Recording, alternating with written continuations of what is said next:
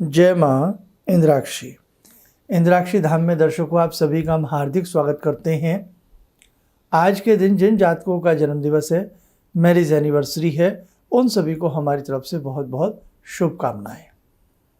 आज हम बात करने वाले हैं संतान पक्ष के बारे में। पंचम भाव से संतान की स्थिति देखी जाती है और संतान की स्थिति ये तक पंचम भाव से देखी जाती है कि आपकी संतानें कैसी रहेंगी, संतान बुद्धिमान होगी, संतान का भविष्य कैसा रहेगा।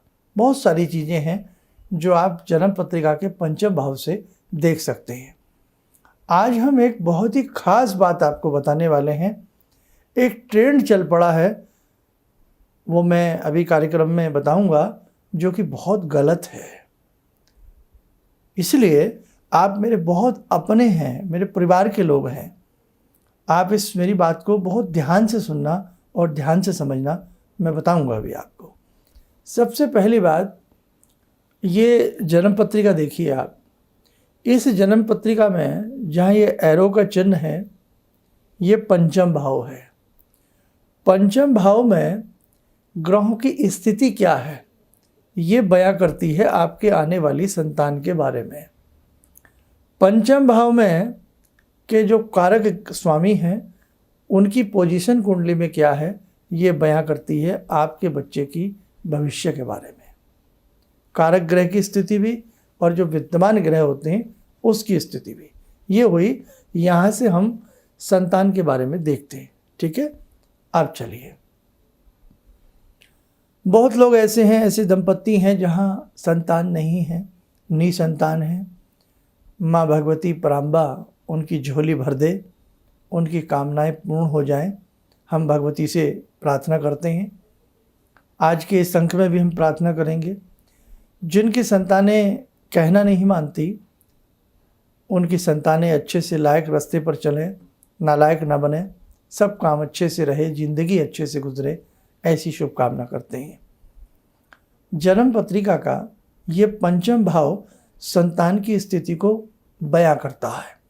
संतान कैसी रहेगी, संतान कैसी होगी, किसी अपंगता के साथ संतान तो नहीं होगी, बुद्धिजीवी रहेगी, यशस्वी रहेगी। बहुत सारी बातें इस पंचम भाव के गणित के ऊपर टिकी हैं।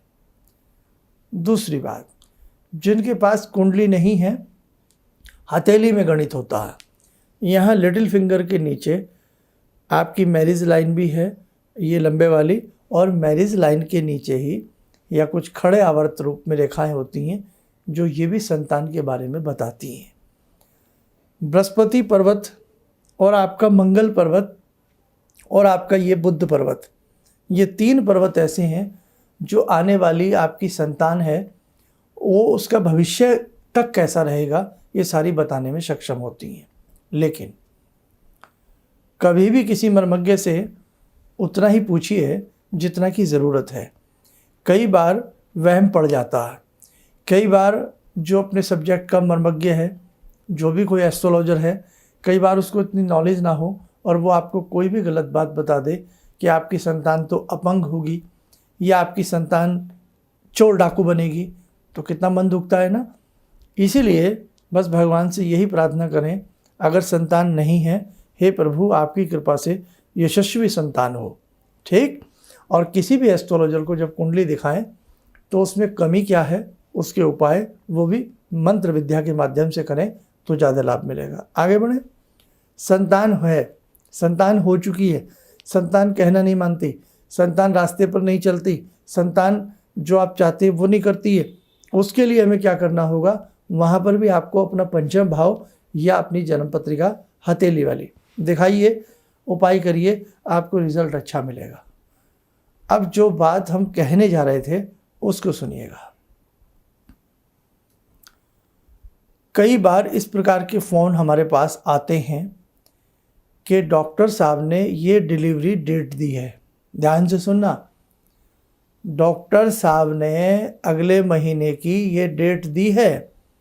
इस डेट में इस तारीख से लेकर के इस तारीख तक का समय हमें बताया गया है। तो गुरुजी, पंडित जी, एस्ट्रोलॉजर महाराज, हमें कोई ऐसी तारीख निकाल दें जो इस बालक के लिए शुभ हो। हम उसी दिन, मतलब ऑपरेशन डॉक्टर साहब ने बताया है, उसी दिन हम ऑपरेशन करा लेंगे, उसी दिन बालक पैदा हो जाएगा, जिस दिन शुभ ग्रह नक्षत्र सितारे होंगे। ऐसी भ्रांति बहुत लोगों के मन में आ गई है। कई बार आपका मन रखने के लिए कहना भी पड़ जाता है। जब आप ज़्यादा ही उतारू हो जाते हैं तो कहना भी पड़ जाता है कि ये 5 तारीख अच्छी है, अच्छी होती है, बता दी जाती है। लेकिन हम इस बात के पक्ष में नहीं हैं। क्यों? मिसाल के तौर पर फ़ोन आता है या आपसे कोई मिलने आता है या कोई ऐसी बात घर में हो रही है कि हमारे घर में प्रेग्नेंट लेडी हैं और हमें इसी सप्ताह की कोई तारीख लेनी है। डॉक्टर साहब ने कहा कि ऑपरेशन तो होगा ही होगा, पेट तो हम काटेंगे, छोड़ेंगे नहीं साहब, बख्शेंगे नहीं साहब। बड़ा दुख लगता है इस थेरेपी के ऊपर भी कि एक ज़माना था कि हम 5-5 घर में बच्चे होते थे, बल्कि 7-7, 8-8 बच्चे होते थे और एक भी ऑपरेशन डॉक्टर नहीं करते थे, एक भी ऑपरेशन नहीं होता था। और उस ज़माने में जो, बल्कि मेडिकल तक तो कोई पहुंचता ही नहीं था, हॉस्पिटल तो कोई जाता ही नहीं था। अमूमन हम बच्चे घर में ही हो जाया करते थे, होते थे ना। आप थोड़ा सा पुराने समय में जाइए और घर में, जिसको हम बोलते हैं नर्स बोलते हैं, और घर में उस समय में दाई बोला जाता था, आज भी बोला जाता होगा कहीं। तो जो दाई होती थी वो उतनी पढ़ी लिखी भी नहीं होती थी, उसके पास ऐसे कोई इंस्ट्रूमेंट भी नहीं होते थे, और बहुत यशस्वी बालक पैदा होते थे जिन्होंने इतिहास रचा है, जिन्होंने ज़िंदगी को दिखाया है ज़िंदगी की चीज़ क्या है, जिन्होंने संसार में आविष्कार किए हैं और जिन्होंने इस धरती पर आकर के हमारे संत के रूप में हमें बहुत कुछ समझाया है। ऐसे ऐसे युग पुरुष, ऐसे ऐसे ऋषि, ऐसे ऐसे साइंटिस्ट, ऐसे ऐसे आविष्कारक, उन दाइयों के माध्यम से ही वो पैदा हुए। उस समय आप समझ रहे हैं मेरी सारी बातें। तो वो कैसे हो गए?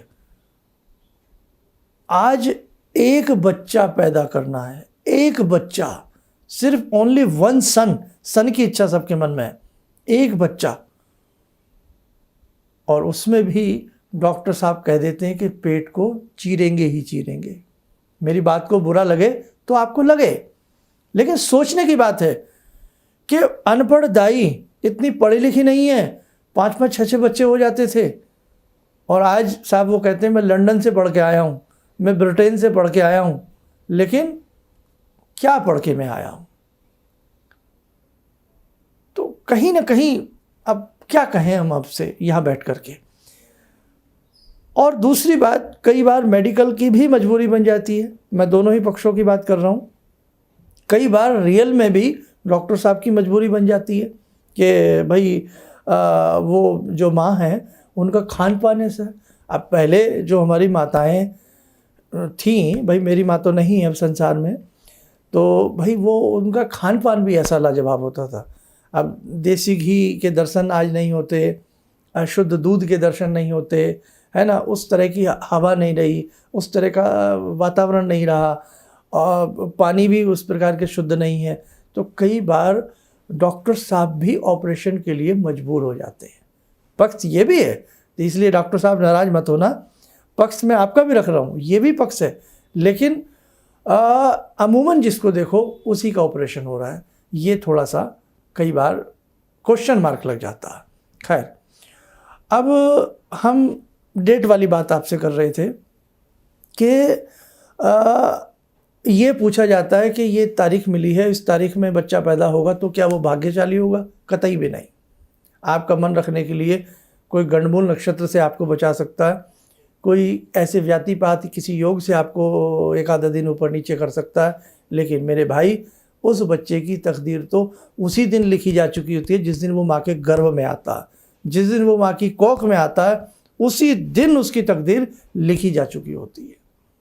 इसलिए आप छेड़छाड़ प्रकृति के साथ ना करें, हकीकत के साथ आप छेड़छाड़ ना करें। जैसे वो बच्चा पैदा हो रहा है, डॉक्टर साहब अपने हिसाब से जो डेट अगर आप ऑपरेशन के लिए भी दे रहे हैं तो उनके हिसाब से ही चलिएगा। आया मेरी बात समझ में? वहाँ छेड़छाड़ मत करिएगा। आपके 1-2 दिन ऊपर नीचे करने से उस बालक की तकदीर नहीं बदलेगी। नन्हे मुन्ने बच्चे तेरी मुट्ठी में क्या है, मुट्ठी में है तकदीर हमारी। वो बालक जब भी कोई बच्चा पैदा होता है, 99.99% जो बच्चे पैदा होते हैं उनकी मुट्ठी बंद होती है। मुट्ठी बंद में तकदीर होती है, वो तकदीर लिखा करके लाता है।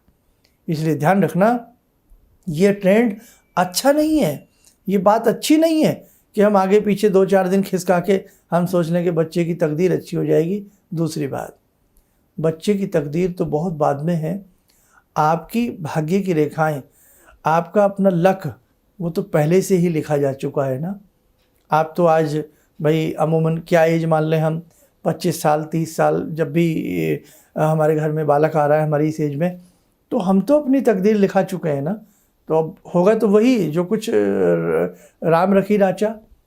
इसीलिए मेरे भैया, थोड़ा सा मेरी बातें कई बार आप सब लोगों को शायद अच्छी ना लगें, लेकिन मैं अपना हक समझ करके, अपना परिवार समझ करके आपको ये बातें आपसे करता हूँ।